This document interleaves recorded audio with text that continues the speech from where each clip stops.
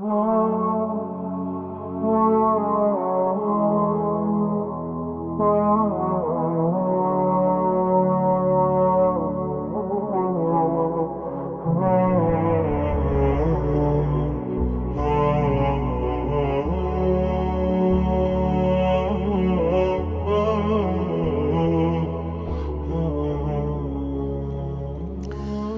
الله الرحمن الرحيم. الحمد لله رب العالمين، والصلاة والسلام على أشرف خير خلقه محمد وعلى آله وصحبه أجمعين. بەڕێزان و خۆشەویستان، سەلام و ڕەحمەتی خوای گەورەتان لەسەر بی. خۆشحاڵ و شادومانین دەگەینەوە بە خزمەت ئێوەی بەڕێز و خۆشەویست لە خزمەت سوورەتێک لە سوورەتەکانی قورئانی پیرۆز بە لێکدانەوە و واتاکردنی و هەڵێنجانی پند و دەرس و عیبرەتەکانی ئەو شتانەی کە مایەی سوود و قازانجی ئێمەیە هەم لە بۆ دنیامان هەم لە بۆ دوا ڕۆژمان. ئەو سوورەتەش بریتیە لە سوورەتی حوجورات. بەڕێزان و خۆشەویستان، قورئانی پیرۆز بەگشتی دەبێتە سێ بەشی سەرەکی. قورئانی پیرۆز بەشێکی بریتیە لە عەقیدە، بیر و باوەڕ، ناسینی خوای گەورە، ناسینی پێغەمبەر صلی الله عليه وسلم، ئەو بابەتە بنەما سەرەکیانەی کەوا مای بەختەوەری مرۆڤە کە خوای گەورە هەموو بابەتەکانی لە قورئانی پیرۆز کە پەیوەندی بە بیر و باوەڕ هەیە ڕوونی کردەوە. بەشی دووەم لە قورئانی پیرۆز بریتە لە الشەریعە، ئەو مەسائیلە شەرعیانەی کەوا کە بریتە لە هەڵس و کەوتی ئینسان لە معاملە، لە کڕین، لە فرۆشتن، لە عیبادات، لە هەموو ئەو بابەتانە بەشێکی تری قورئانی پیرۆز بریتە لە معاملات و لە هەڵس و کەوتی ڕۆژانەی ئینسان کە پێی دەوترێ بابەتە شەرعیەکان. بەشێکی تری قورئانی پیرۆز قەسەس و ئەخبار و هەواڵدانە بە ڕوبەسەرهاتەکانی پێشوو. و بەشێکی قورئانی پیرۆز لەو مەسائیلی عەقیدەیە، لە مەسائیلی شەرعی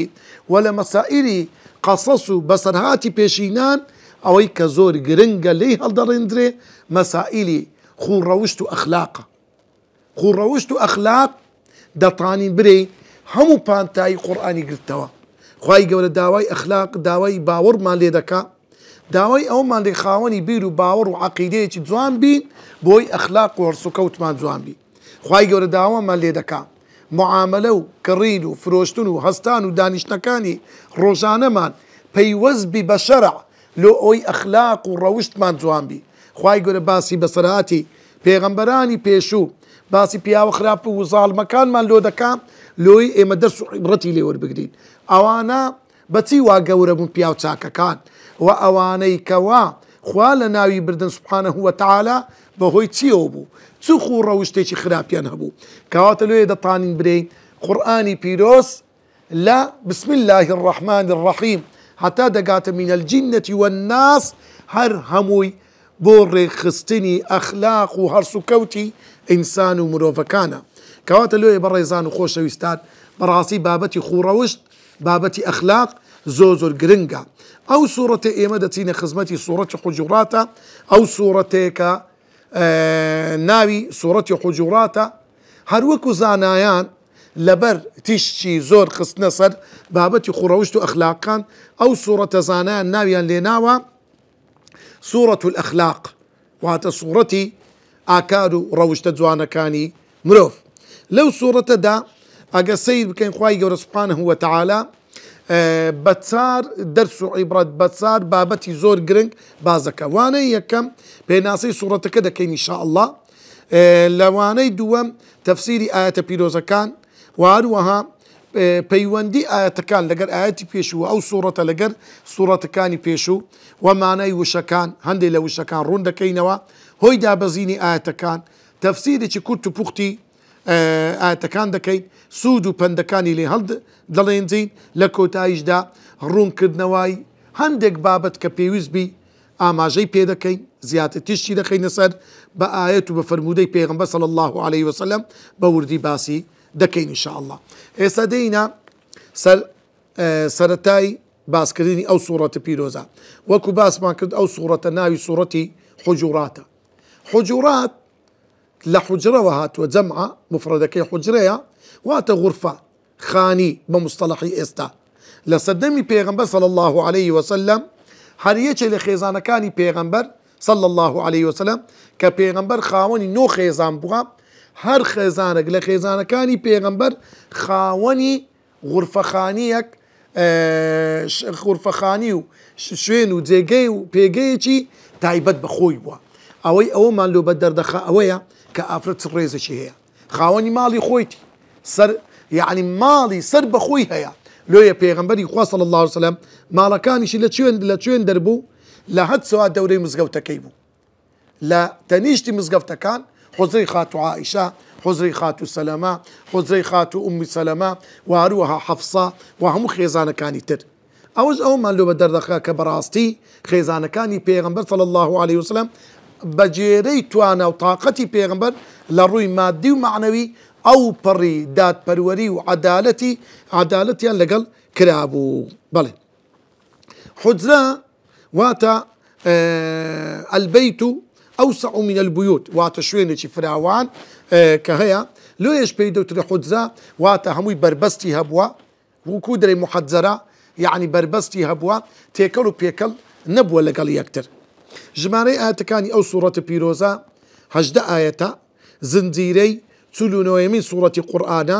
سوورەتێکی مەدەنیە لە شاری مەدینەی پیرۆز دابەزیوە و لە دوای سوورەتی المجادلە یان سوورەتی مجادلە دابەزیوە ژمارەی وشەکانی 353 وشەیە ژمارەی پیتەکانی 1493 پیتە تایبەتمەندیەکانی ئەو سوورەتە پیرۆزە وەکو باسمان کرد گوتمان ئەو سوورەتە بە سوورەتی ئاکار و ڕەوشتە جوانەکان ناو بدراوە ئەو سوورەتە ڕەوشتەکانی مرۆڤ لە خۆ دەگریتن یەکەمیشت باسی مافی خوا و پێغەمبەری خوا لە خۆ دەگریت و باسی دەکا و پەیوەندی مرۆڤ لەگەڵ خوای گەورە لەگەڵ پێغەمبەری خوا صلی الله عليه وسلم بۆمان بازەکە خاڵیشتری ئەو سوورەتە هەروەک باسی ماف و ڕێزی نێوان مرۆڤ و مرۆڤ دەکاتن واتە نێوان کاتێک کە باسی پەیوەندی مرۆڤ لەگە خوا و پێغەمبەری خوا بازەکە ئەینجا پەیوەندی مرۆڤەکان لەگەڵ یەکتر بازەکە خاڵیشتر لە خاڵەکانی ئەو سوورەتە لە دواییدا باسی ماف و ڕێزی گەل و هۆز و نەتەوەکان دەکا کە پەیوەندیان لەگە یەکتر کوبیتن لەسەر ئاستی مرۆڤایەتی پەیوەندیان هەبی و لە کاتی جەنگ و ناخۆشی لە نێوان هەر هۆزێک پێویستە موسڵمان ڕۆلی ئاشتی و پێکهێنانەوە ڕۆلی جوانی هەبێتن لە کۆتاییدا باسی نیعمەتی ئاینی پیرۆزی ئیسلاممان لۆ دەکا و باسی شکۆمەندی و گەورەیی ئەوەمان لۆ دەکە کە بەڕاستی شکۆی مرۆڤ ڕێزی مرۆڤ بەو ئیسلامەیە و لە ئیسلامەوە سەرچاوەی گرتووە و هەروەها خوای گەورە سوبحانه وتعالى کاتێک کە باسی ئەو کۆمەڵە بابەتەمان لۆ دەکا خوای گەورە باسی پەیوەندی مرۆڤ لەگە مرۆڤمان لۆ دەکا هەڵس و کەوتی مرۆڤ لەگە مرۆڤ لەسەر چەند بنەمایەکی خوڕەوشتی جوان یەک لەوانە بڵاوکردنەوەی هەواڵ و دەنگ و باسی درۆ و ناڕاست ئایا چ کاریگەریەکی هەیە کەسێک بێ بوختان بە خەڵکەچی بکە هەواڵێکی ناڕەوا ناڕاست بینیتن خوای گەورە هۆشداریمان پێدەدا ئاگدارمان دەکاتەوە دەبی ئینسان خۆش باوەڕ نەبیتن کاتێک کە هەواڵەی پێدەگات خاڵی دووەم گاڵتە و گاڵتەکردن و سوکایەتیکردن بە یەکتر لەو سوورەتەدا خوای گەورە بە هێلی سووری داناوە موسڵمان سوکایەتی بە برایەکی خۆی بکاتن ئافرەتێک سوکایەتی بە خوشکەکەی خۆی بکات خاڵی سێم خوڕەوشتی سێم تیر و توانزدان لە یەکتر خوای گەورە ئاگدارمان دەکات و نابی ئینسانی موسڵمان تیر و توان لە یەکتر بدا وای لێ بکات یعنی شتێکی وای بەرامبەر بکات کە مای سوکایەتی و ناشرینکردنی ئەو کەسەبی خاڵی چوارەم ناو ناوتۆرەنان لە یەکتر یعنی بانکردنی یەکتر بە ناوی سوک ئەوەش لە ئیسلامدا خوای گەورە سوبحانه وتعالى پێی ڕازی نییە خوای گەورە ئاگدارمان دەکاتەوە کە وەسیفەتێکی زۆر ناشرینە خاڵی پێنجەم لەو خوڕەوشتانەی لەو قورئانە باس کراوە گومانی خراپ بردن بە یەکتر خوای گەورە ئاگدارمان دەکاتەوە نابی ئینسانی موسڵمان کاتێک کە هەڵس و کەوتی لەگە برایەکەیتی لەسەر ئەساس و بنچینەی ئیمان و ئیسلام کردیتە برای خۆی نابی گومانی خراپی پێ هەبی دەبی گومانی باشی پێ هەبی چکۆ هەڵگری قورئانە هەڵگری ئیمانە هەڵگری موسڵمانە مادام کەسێکی خاوەن دڵ پاکە نابێ بە هیچ شێوێک گومانی خراپت بەرامبەر هەبی و خاڵیشتر ڕەوشتێشتر لەو ڕەوشتە ناشرینانەی کە خوای گەورە ئاگادارمان دەکاتەوە سیخوڕیکردن و هەروەها چاوبازیکردنی ئینسان بەسەر یەکەوە بچیت تەعقیبی بکە سیخوڕی لەسەر بکە جاسوسی لەسەر بکە لۆیکەوە پشتی بشتێنی یاخود زەرەری پێ بگەینێتن. خاڵیشتر یەکشتر لەو بابەتانە باسکردنی غەیبەتە. خوای گەورە سوبحانەهو وتەعالا دەفرن بە هیچ شێوەیەک نابی ئینسانی موسڵمان لە پاژملە باسی برایەکەی خۆی یان خوشکەکەی خۆی بکاتن. خاڵیشتر باسی ئەرکێکی تری موسڵمان دەکە کە ئەوی ناو بژیوانیکردنە لە کاتی تەنگ و چەڵەمە و شەڕ و ئاژاوە و ئاشوب. خاڵیشتر صفاتی بڕواداری ڕاستەقینە خوای گەورە سوبحانەهو وتەعالا بۆمان بازەکە. خاڵیشتر بینە سەرباسی ئەویش ڕۆڵی خوڕەوشت لە ئیسلامدا چەند گرنگە. بەڕێزان و خۆشەویستان کاتێک کە مرۆڤێک خۆی دەڕازێنتەوە بە جور و بەرجی جوان یان خوشکێکی بەڕێز خشلی لە بەردەکا خۆی دەڕازێنتەوە خۆی ڕنگ و ڕووی خۆی ڕنگ دەکا بە چەندین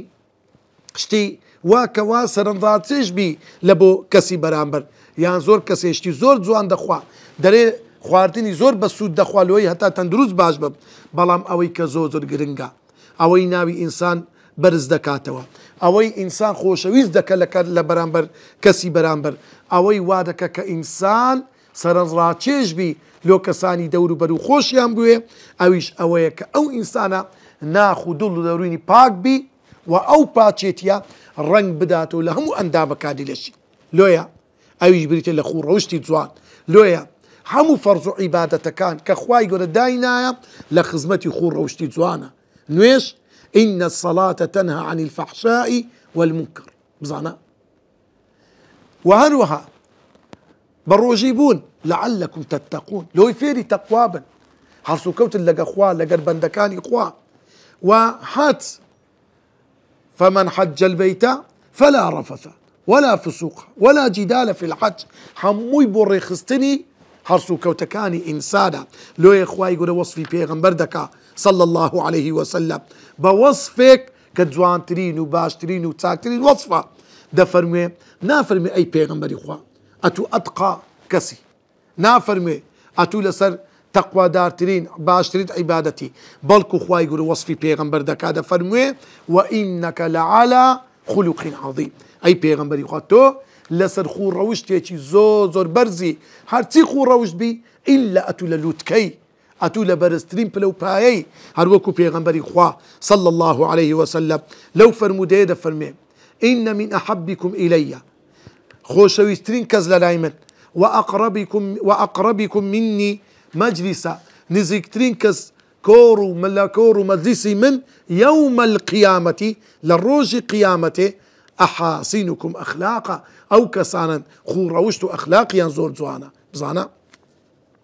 لويا خوروشت أخلاق واتا زيبا زيكردني فرماني خداو بيغمبر صلى الله عليه وسلم لويا براستي هرتاتشك خاوني أو أخلاق بي أو أن برز دبتوا لدنياي وكو خالص الرمة إنسان آماجي بيدكري ها صحابة كاني بيغمبر هريكا بخوروشتك ناس رابون أبو بكر الصديق عمري فاروق إمامي عثماني خاون حياة أبو عبيدة أمين هذه الأمة دسباتي أمة إسلام حذيفي كري يمان صاحب سر رسول الله صلى الله عليه وسلم هل يكبخور روشت ناس راون أوانا لو براستي أجر كومال قش أجر خرشي قرشك خرشي ديك خرشي شارك أجر براسي الأخلاق بس ندري فنا بخوا براستي أو شوينا أو كسانا نيزيكن لا ويرانبونو لنا وتونو فوتان لو يا شاعر ضلي إنما الأمم بأخلاقهم فإذا ذهبت أخلاقهم ذهبوا ده فرموه براسي هر أمتك هر قلك أقدتو بيناسي بأخلاق وخورة واشتكي ناو بانجي دبيتن دبيت خاون بلو بيغا دبيت خاون كساتي دبيت خاون علمو زانسو زانياري فإذا ذهبت أخلاقهم هر كاتك أخلاقي أو كومل روي ذهبوا أواني لناو دتسنو نامينا سورة حجرات لبيش سورة حجرات سورة فتحة ولا دوي سورة حجرات سورة قافة لسورة فتح خواي قول باسي فتح مكيدك خوای گەورە باسی سوڵحی حودەیبیە دەکات باسی ئەو هەموو سەربەرزی و سەرکەوتن و گەورەیەی کە خوا بەخشی بە پێغەمبەر و ئال و ئەسحابی پێغەمبەر و لە کۆدایی سوورەتی فەتح خوای گەورە وەصفی پێغەمبەری خوا و ئەسحابی پێغەمبەر دەکە بە جوانترین شێوە یعنی وەکو ئەوەی ئەی موسڵمانان بزانن ئەو سەربەرزی و سەرکەوتن و گەورەی و پلە و پای بەدەستان هینا بە سەبەبی چییە؟ بە سەبەبی ئەخلاقە جوانەکانتان بوو سبحان الله و لە دوایی دەخوای گەورە باسی سوورەتی قاف دەکا کە سوورەتی قاف بەڕاستی جەولەیەکە گەشتەکە زۆر بە خێرایی بەناو ڕۆژی دوایی لە مردن ڕادەست پێ دەکات لە باسی قەبر و قیامەت و ڕوح کێشان و لە کۆتاییدا مەشاهید و دیمەنە سەخت و سامناکەکانی ڕۆژی قیامەت کە ئەنەه خوای گەورە پێمان دەڵێ ئەگەر دەتانەوێت لەو ڕۆژگارە پڕ لە سەختی و مەینەتی و ناخۆشیە ڕزگارتان بی دەست بەو ئەخلاق و خوڕەوشتە جوانە بگرن ئاگادار بن سوورەتی حجوڕات فێرتان دەکا کە بەڕاستی بە ئەخلاقی پێغەمبەر و ئەسحاب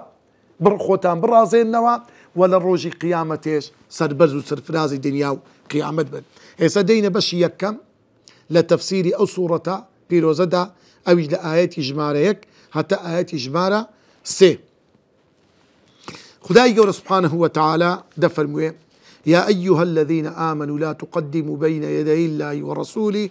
واتقوا الله إن الله سميع عليم يا أيها الذين آمنوا لا ترفعوا أصواتكم فوق صوت النبي ولا تجهروا له بالقول كجهر بعضكم لبعض أن تحبط أعمالكم وأنتم لا تشعرون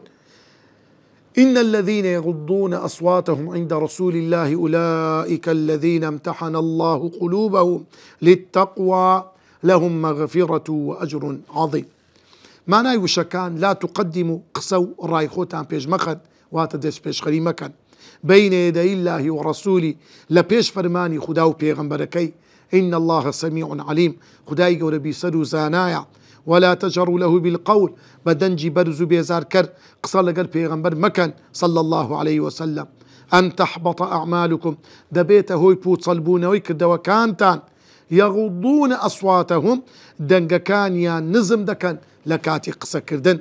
امتحن الله قلوبهم دلكان ينتاقي دكات وآمادي دكات بو إيمانو لأخوات السين أو سي آياتي كباس مان كرت هوي دابزيني چيها آياتي جمارة 1 كدابزي لقر آياتي جمارة 2 عبد الله كوري زبير رضا ورحمتي خوالي لسبي دفرموه كومالك وفدك يان تنسوارك لوفدي بني تميم هاتنا خزمت بيغمبري خوا صلى الله عليه وسلم كجماريان حفتا سوار دبو حفتا كزبون هاتنا خزمت بيغمبري خوا صلى الله عليه وسلم انزا كسيك بيغمبري خوا صلى الله عليه وسلم صحابة كان الراس بار فرمي برون يتشيك با برواتن لو بيجوازي كردن لو وفدا لو كومال خلقا طبعا إمامي أبو بكر الرضا ورحمتي خوالي لسربي فرموي قعقاعي كوري معبد بابتي ببيتا بيجوازي كر لو وفدا إمامي عمر رضا ورحمتي خوالي لسربي فرموي نخير بأقرأي كوري حابز بتي باشترا طبعا إمامي أبو بكر الرضا ورحمتي خوالي لسربي فرموي إمامي عمر يقول توربو فرموي ما أردت إلا خلافي والله يتم بس تيزنيا هذا توبي تواني من بتزوليوا إمامي عمر فرموي ما أردت خلافك بخواي أي أبو بكر مقصد بيتواني تونية لو كاتدا طبعا توربون دنديان برز بوا لو كاتدا لو يخواي يقول سبحانه وتعالى أو آتي دابزان فرموي يا أيها الذين آمنوا لا تقدموا بين يدي الله ورسوله و آياتكي تدواتر آياتي دو برين دك آياتي جبارة دو سيم كدابزي الثابتي كوري قيسي كوري شماس كسيشي دنگ برز بو هندك دلن جيشي قرز بوا أو كساني جيان جرانا دنجي خويان برز دكن وازن أوي برانبري شر وچي جي جرانا لويا بدنجي برز قصيدة كاتن لويا لبيش بيغمبري خدا صلى الله عليه وسلم قصيدة كرت تا بوتار بيجي بيغمبر ناس رابو كاتي أو آت دابزي لما لكي خويدا آيتي يا أيها الذين آمنوا لا ترفعوا أصواتكم فوق صوت النبي كدابزي كآيتي دواترا دفرمي لما لكي خويدا نها تدري غم دايقرت بەژارە دایگرت زۆر دڵتەنگ بوو. پێغەمبەری خوا صلی الله عليه وسلم فەرمووی ئەفتەقیدو ثابتا ئەرێ من ثابتی کوڕی قەیس نابینم. وتیان یا رسول الله لە ماڵەکەی خۆیدا گۆشەگیر بووە نایەتە دەرێ غەم دەخوا لەبەرە ئەوەی مەترسی ئەوەی هەیە کە ئەو ئاەتە دابەزیە ئەوی گرتبیتەوە و کەوا وتی ئەگەر وابیتن فقط حەبیط عەمەلی عەمەلەکانم هەمووی پوچەڵ بووینەوە. خوای گەورە کە دەفەرمێ فأحبط أعمالكم وأنتم لا تشعرون. پێغەمبەری خوا صلی الله عليه وسلم نوێنەرێکی ناردە دوێی فەرمووی بڕۆ دوای بیهێنا. کاتێک کە چوون هەواڵیان پێدا وتیان پێغەمبەری خوا صلی الله عليه وسلم بانگت دەکا. پێغەمبەری خوا فەرمووی بە نوێنەرەکە فەرمووی بڕۆ پێی بڵێ لەستە مینهم تۆ لەو کەسانە نی کە باوەڕت پوچەڵ دەبتەوە کە کردەوەکانت پوچەڵ دەبتەوە بەل تەعیش حەمیدا بەڵکو بە ژیانێکی بەختەوەر و خۆشگوزەرانی دەژی وتەقتولە شەهیدا و هەروەها بە شەهیدی دەمری وتەدخل الجەنە و هەروەها داخلی بەهەشت دەبی. اینجا دەفەرمێ لە ڕۆژی ئەمامە ئەو سەحابەی کە دەجێڕتەوە دەفەرمێ سابیتم دیت لەگەڵ خاڵدی کوڕی وەلید چوونە سەر موسەیلەمەی کەذاب ڕوبەڕووی بوونەوە تا لە یەک ئاشکرا بوون. سابت دەفەرمێ سابتم دیت جلچی شەڕەی کفری لەبەر کردبوو و هەروەها خۆی ئامادە کرد بوو لۆ ڕوبەڕووبوونەوە هەتا لەوێن دەرێ دەفەرمێ بەڕاستی تاکە کەسێک بوو کە دیتم کەسێک بی مژێنی بەهەشتی پێدرابی و لەسەر عەربشی هەتا لەوێن دەرێ شەڕی کرد دەفەرمێ دیتم لە ئێوارەکەی شەهید بوو خوای گەورە ئەو فەرمودەی پێغەمبەری خوای صلی الله عليه وسلم لە بۆ هیناتێ. تەفسیری ئاەتەکان یا ئەیوهە الذین ئامنوا خوای گەورە بانگی ئیمانداران دەکا بە نیدایەک بە بانکردنێک کە شایستەی ئیمانداران بی بە ئیمانەوە بانگیان دەکا و دەفەرمێ یا ئەیوهە الذین ئامنوا ئەی ئەو کەسانی باوەڕدارن ئیمانتان هەیە ئیمانێک لە دڵەکانتان جێگیر بووە هیچ دوودڵیەکتان نییە لەو ئیمانەی هەیتان ئیمانێک بەزار و بەزدە و هەمیشە بەزارتان دەری دەبڕن ئیمانێک بە هەموو ئەندامەکانی لەشتان پشت ڕاستی دەکەنەوە ئەوە ئیمانی تەواوە. ئەی ئەو کەسانی ئیمانداری تەواون لا تقدموا بين يدي الله ورسوله نەکەن دەست پێشخەری بکەن واتە قسەی خۆتان بە پێش قسەی خوا و پێغەمبەری خوا بخەن صلى الله عليه وسلم. يعني چییە لا تقدموا بين يدي الله ورسوله واتە ئەگەر خوا و پێغەمبەری خوا فەرمانێکیان کرد نابی ئینسان هیچ قسەیەکی تێدا بکە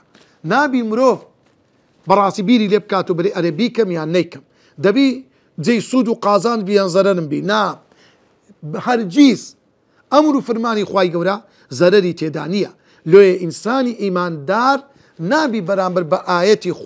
خوای گەورە نابێ بەرامبەر بە فەرمودەی پێغەمبەر صلى الله عليه وسلم دوو دڵ بی نابی قەنەعەت و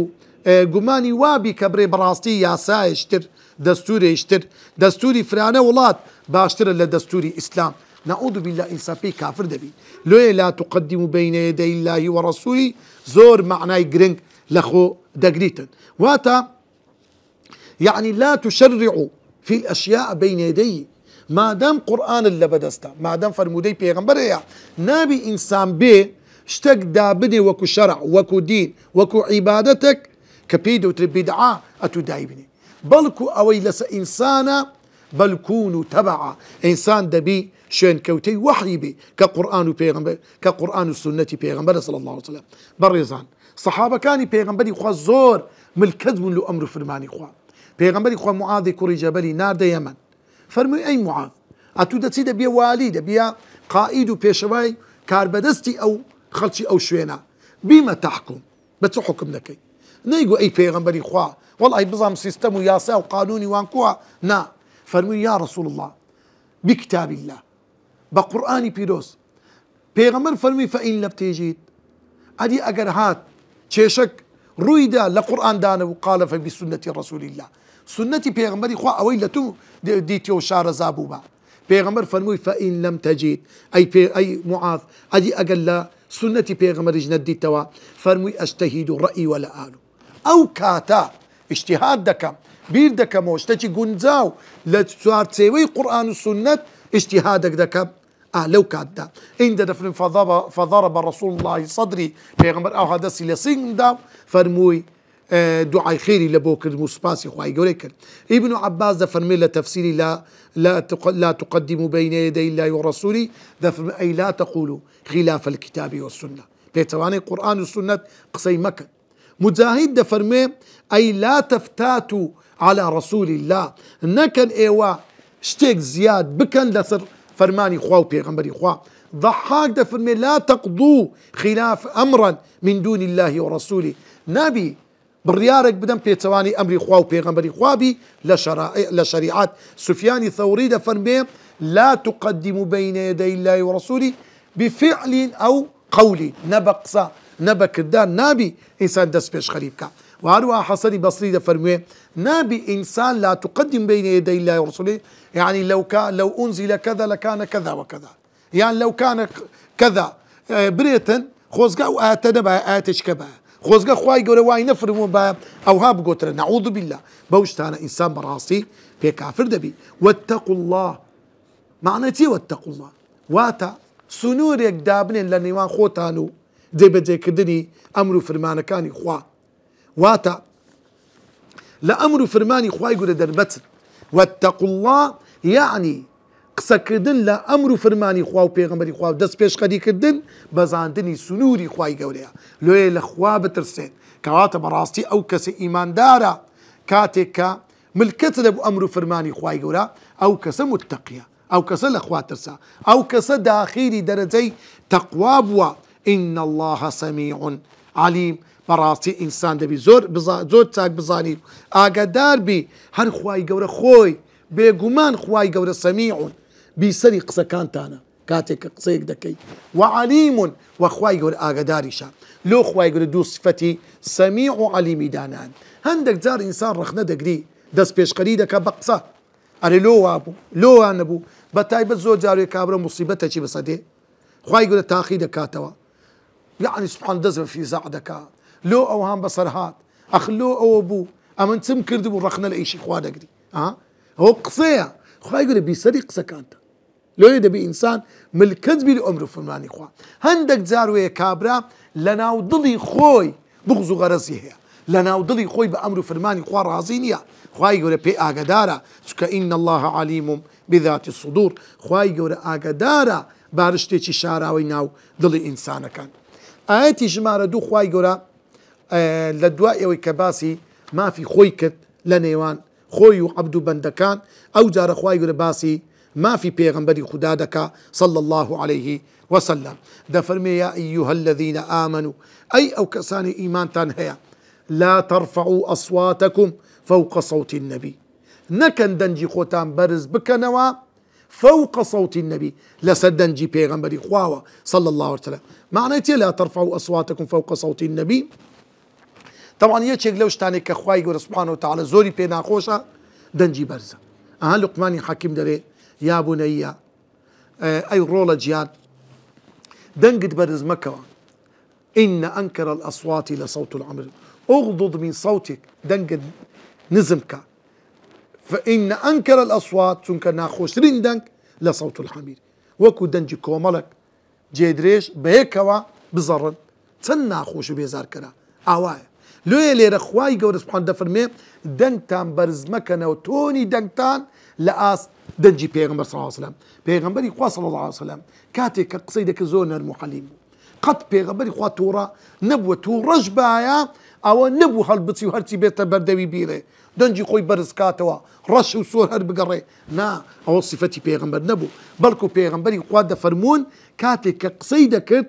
لا يوقظ النيام ئەگەر کەسێکی نووسوو لەوێ بایە بە خەبەری نەدەهات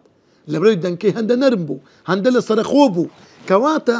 نابی ئینسانێک دەنجی بەرز کاتەوە لەسەر ئەو ئاسی دەنجی پێغەمبەر صلی الله عليه وسلم. لۆیە دەنگ نزمکردن صفەتێکی زۆر جوانە کە ئینسان هەیبی. لۆیە دەنگ بەرزکردنەوە لەسەر دەنجی پێغەمبەر صلی الله عليه وسلم بەڕاستی ئەگەر کەسێک بە هەڵە بیکە ئەوە بەڕاستی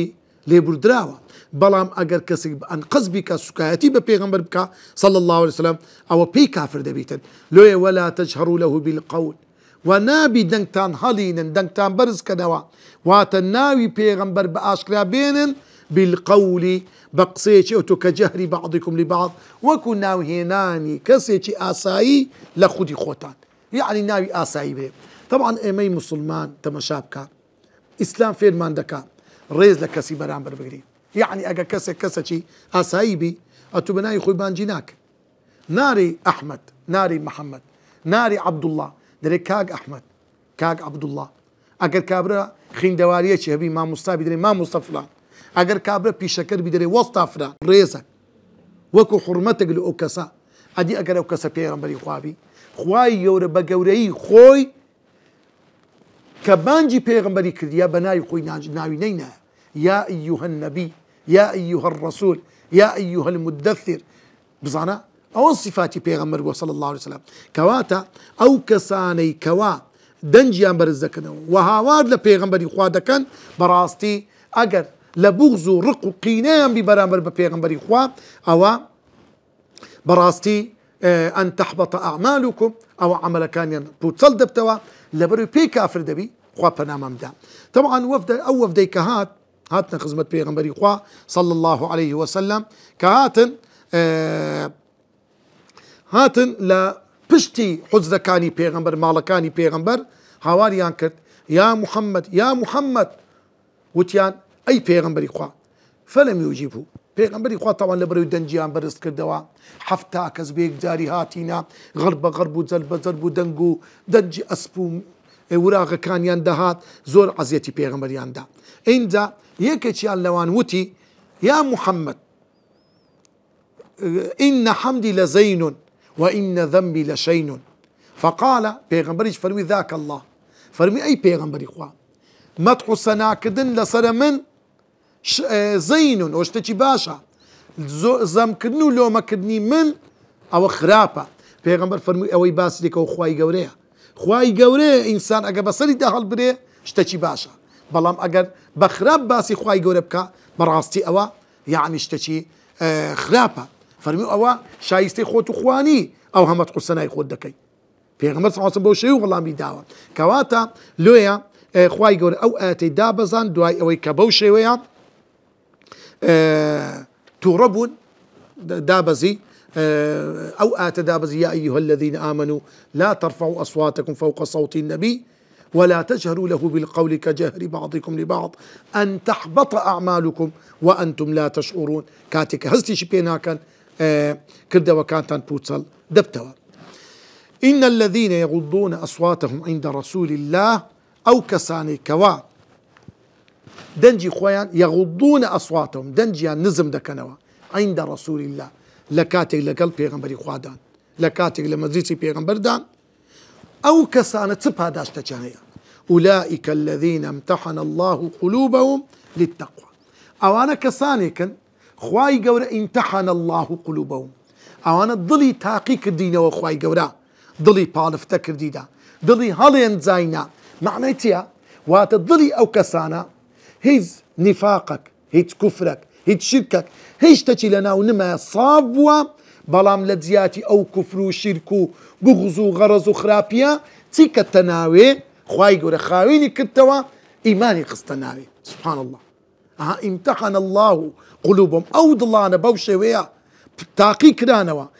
كرانوا بهاتني بيغمبر بقرآن لو يوازيا لشركو كفرو نفاقينا إيمانيا قصتناو ضليان إيمانك الراس إيمانك دروس إيمانك بر لمحبتي خواو بيغمبري خواو لو أوانا ضليان تاقي كراو خواي يقول ضلي أواني آزمايش كرت تاقي كرنوا امتحان أهانتا مشابكا كابراك دستا دكتوري تحليل خيني دكا ونيا وكو امتحانك خيني تاقي دكاتوا لو بتحليل بمختبر تدا وتري تاقيقا خواي قورج دليواني تاقي كردو توا بالفتي كردوا خلصي كردوا لبو أو إيمان وتقوى داريا لو أدب دنوين برامبر ببيغمبري خوا أو زور كسانا لهم مغفرة ليخشبون يا للاي خواي قوري هيا وأجر عظيم وباداش تيشي زور قوريان هيا للايان خواي قوري سبحانه وتعالى سودو بندهلين تراوكاني أو تن آية بيروزا يكم بان كردني خواي قورا بو بندكاني بو داواكاري وزي بزي كردني فرمان و أرچيك بويا دبيت مسلمان لە ئامادەباشی دابێت واتە پێویستە ئینسانی مسلمان ئیمانی ڕاستەقینە بی یەکەم جار ئەوجا لق و پۆپەکانی ئیمان جێبەجێ بکاتن وە دەبی ئینسانی ئیماندار هەر کاتێ گوێی لە بانجی خوای گەورە لە ئامادەباشی دابێت ملکەت بێت بۆ ئەمر و فەرمانەکانی خوای گەورە و پێغەمبەری خوا. خاڵی دووەم دەست پێشخەری لە پێش فەرمانی خودا و پێغەمبەرەکەی ئەوەیە بەرنامە و یاسایەک بە باشتر بزاندرێت لە بەرنامە و یاسای خوای گەورە نەعوذ بالله و دەست پێشخەریە یا بەهۆی ئارەزوو حەزی خۆت پێشێلی فەرمانی خودا و پێغەمبەرەکەی بکەی نەخواستە یعنی کەسێک دەزانی داوێن پیسی حرامە کەسێک دەزانی درۆ حرامە بەڵام لۆی خۆی پێدەوڵەمەندکە لۆی کەەوە حەز و ئامەرزووی خۆی جێبەجێکە بیکە ئەوە دەست پێشخەریە لە پێش ئەمری خوا و پێغەمبەری خوا. خاڵی سێم خودای گەورە بیسەری هەموو گفتارێکە ئاگادار و زانایە بە هەموو کردارێک دەست پێشخەری هەندێک جار بە گفتارە وەک قسە و وەک قسەی کەسێک پێش قسەی خودا و پێغەمبەرەکەی بخرێت هەندێک جاریش دەست پێشخەری بە کردارە وەک زیادکردنی شتێک لە عیبادەت و داهێنان بدعەیەک ئەوەش خوای گەورە پێی ئاگادارە خوای گەورە عەلیمی پێ هەیە. خاڵی چارم دەنگ بەرزکردن بەرامبەر هەموو کەس لە هەموو کاتێک ناشرین ناپەسەندە وەک خوای گەورە بە دەنجی گوێ درێژی چواندووە ناخۆشترین دەنگە لای زاتی ئەحەد بە تایبەت لە بەرامبەر گەورەترین و خۆشەویستترین کەس کە پێغەمبەری خۆشەویستە صلی الله عليه وسلم زۆر ناشرینتر و ناپەسەندترە. خاڵی پێنجەم ئەنجامدانی سوکایەتی و بێڕێزی بەرامبەر بە پێغەمبەری خودا هۆکاری نەفامی و بێهۆشیە بۆیە خاوەنەکەی بێ ئەوەی هەستی پێ بکات کردەوەکانی پوچەڵ دەبێتەوە ڕەنجەڕۆ و زەرمەندی دنیا و دوا ڕۆژ دەبێت. خاڵی شەشەم هەروەک چۆن نابێت لە کاتی ژیانی سەروەر هیچ جۆرە بێڕێزیەک بکرێت بەرامبەر ئەو پێغەمبەرە بە هەمان شێوە لە کاتی وفاتیشی نابێت هیچ بێڕێزیەکی بەرامبەر بکرێت ئەو پەڕی ڕێزی لێ بگیرێت. وشەی ڕاناوی ئولائیک بۆ دوورە ئولائیکە ئاماژەیە بۆ پلەبەرزی ئەوانەی دەنجیان نزم دەکەن لای پێغەمبەری خوا دەنجیان نزم کردووە لای پێغەمبەری خوا صلی الله عليه وسلم. هەشتم دڵ کانگەی بڕوایە سەرچاوی هەموو کردارێکی چاک و باشە بۆیە ئەگە سازا و باش و ڕازاوەوە بە بڕوا و تەقوا هەموو ئەندامەکانی لەش چاک و باش و ڕێک دەبێت وەک پێغەمبەری خوا ئاماژەی پێکردووە. خاڵی نۆیەم دین و بڕوابوون پاسەپۆرتی پەڕیدەوە و چوونە بەهەشتە بەڵام تەقوا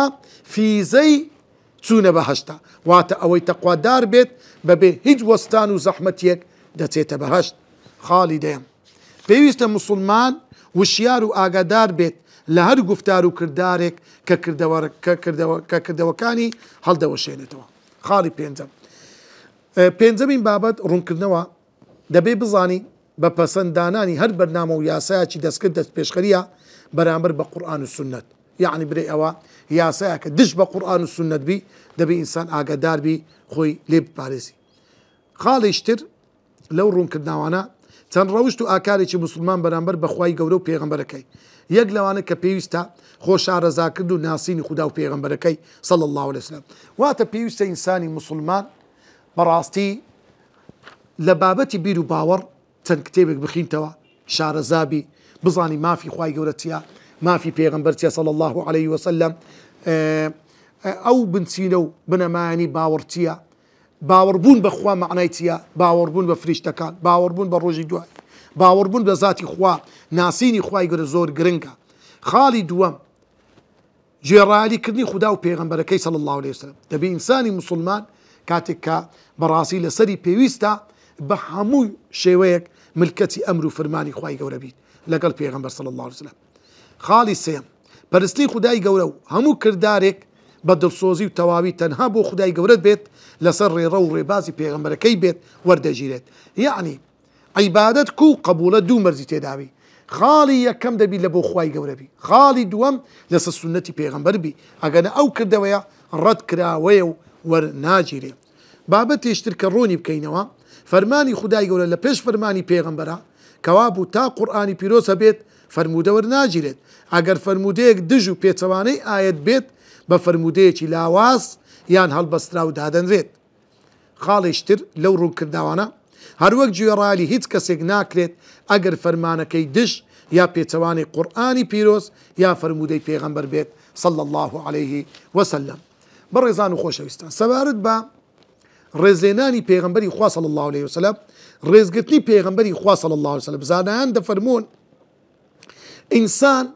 چۆن پێویستە لە حالی حیاتی پێغەمبەر ڕێزی لێبنی، لە پاش وەفاتیش بە هەمان شێوە ئینسان بەڕاستی دەبیتن ڕێز لە پێغەمبەری خوا بنێ صلى الله عليه وسلم. لێ دوای ئەوەی ئەو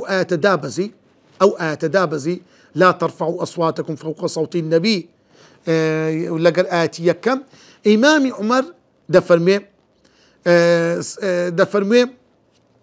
والله دەنگم بەرز نەکردەوە لە خزمەت پێغەمبەری خوا صلى الله عليه وسلم دوای ئەوەی ئەو ئاەتە دابەزی حتا وەفاتم کرد، بە هیچ شێوەیەک دەنگم بەرز نەکردەوە لە خزمەت پێغەمبەری خوا صلى الله عليه وسلم، حتا قسەی وام دەکرد بە زەحمەت پێغەمبەر صلى الله عليه وسلم تێدەگەیشت، لی دووبارە دەکردن ئەی عومەر مەبەست بوو لەو بابەتە. ئەو سەحابانە وابوون. لۆیە تەمەشا بکە حتا لە پاش وەفاتی پێغەمبەری خوا صلى الله عليه وسلم ئیمامی ئەبوبەکر ڕەزا و ڕەحمەتی خوای لەسەر بێ دەڵێت گوتم دوای ئەوەی کە ئەو ئاەتە دابەزی گوتم ئەی پێغەمبەری خوا والله لا أكلمك إلا كأخي السرار، والله لەمە دووە بە هیچ نەوع قسە لەگە تو ناکەم کو دوو برادر بە پسپە قسە لەگە بکەن دەبی ئەوها قسە لەگە تو بکەم. تاو خوای گەورە ئاەتی دابەزان چۆن جارێک کە من دەتانم دەنگ بەرزکەم و بەرامبەر بە دەنجی تو. وهروەها ڕۆژێکیان دوو کەس هاتنە مزگەوتی پێغەمبەری خوا صلى الله عليه وسلم. ئیمامی عومەر لەوێ دانیشتبوو، ئەو دوو کەسە دەستیان بە قسەی کرد. ئیمامی عومەر بەردەچی هەگرتەوە، ئەوان دیارە بەرد مزگەوتی پێغەمبەر کاتی خۆی عەردەکەی خۆر بووە، بەردەچی هەگرتەوە ئەوە تێیانی گرت، ئاوڕیان داوە. پێغەمبەر فەرمووی ئیمامی عومەر فەرمووی ممن ئەنتوما، ئەنگە و خەڵکی چێن دەرێنا؟ قالا من طائف، وتیان ئەمە خەڵکی طائفین لە طائف ڕاتینا. ئیمامی عومەر فەرمووی والله ئەگەر خەڵکی شاری مەدینە بانایە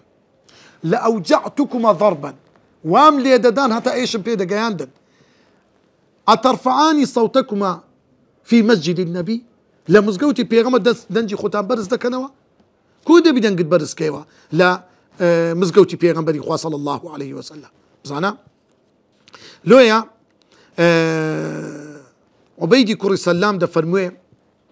حتا زانایان کە میراتگری پێغەمبەرن دەفرن ما دەقەقت بابا عالم، قەت لە دەرگەی ماڵی زانایەکم نەدایە هەراسانی کەم دەنجی خۆمی بەسەردا بەرز کەبەوە، بەڵکو لە پێش دەرکەیدا دەنیشتم هەتا داهاتە دەرێ. ڕۆژێکیان خاتۆ عایشە ئیمامی عەلی چۆ ماری خاتۆ عایشەی پاش وەفاتی پێغەمبەر صلى الله عليه وسلم. خاتۆ عایشە دەرێ گوتم ئەی عەلی ئەو دەرگای ماڵێمان تێک چووە، بزانە چای ناکەی، دەرێ بزمارەی لێ هاتووە دەرێ. ئیمامی عەلیش بەردەچی هەگرتەوە، هەستا گوتی پەڕۆکەک نییە بمدێ، پەڕۆکەکەم دایێ، پەڕۆکەی لەسەر بزمارەکەی دانا، ئەوجا لە بزمارەکەیدا گوتم ئەوە لەوە دەکەی عەلی، گوتی چۆن دەتوانم دەنگ بەرزکەمەوە دەنجی کوتەکوت بکەم لە کاتێکەوە پێغەمبەری خوا لێرەیە صلى الله عليه وسلم. لۆیە هەر چار مەسەبەکان قسەی زۆر جوانیان هەیە، دەڵێن ئیذا صح الحديث فهو مذهبي، کە کورتکراوەی قسەکە ئەوەیە لە هەندێک ئەگەر حەدیسی پێغەمبەر صحیح بوو تەواو قسەی پێغەمبەرە، قسەی مەذهب ڕەتکەوە. ئیمامی مالیک دەفەرموێ كل يؤخذ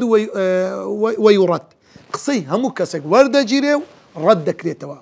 إلا قول صاحب هذا القبر، إلا صاحبی ئەو قبرە نەبی کە مەقسەدی پێغەمبەری خوا بوو صلى الله عليه وسلم. بەڕێزان و خۆشەویستان،